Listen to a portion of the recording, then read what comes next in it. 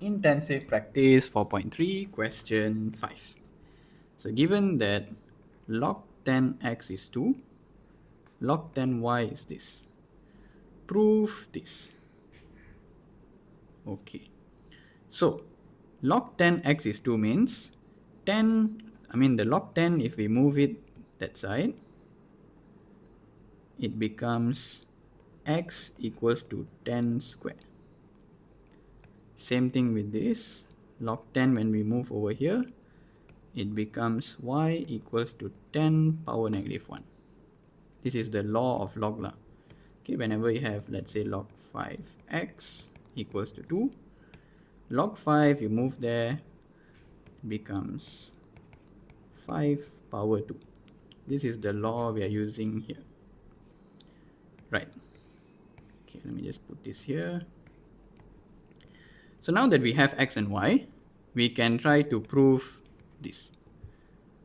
So xy is 10 square times 10 negative 1 minus 100 y square equals to 9. Okay, let's just take the left hand side. So we say left hand side equals to this. We try to prove until we get 9. Okay, right. So 10 square times 10 negative 1. This becomes 10 power 2 plus negative 1. Okay, because if we have times, the power you must plus. 2 plus negative 1 minus, okay, 100 is 10 square. Here we have 10, these two numbers we can times, 10 power negative 2. So this one will become 2 minus 1, so it's just 10 power 1.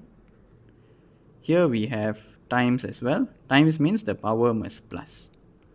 So if the power plus means we get 10, 2 plus negative 2, which is 10 power 0.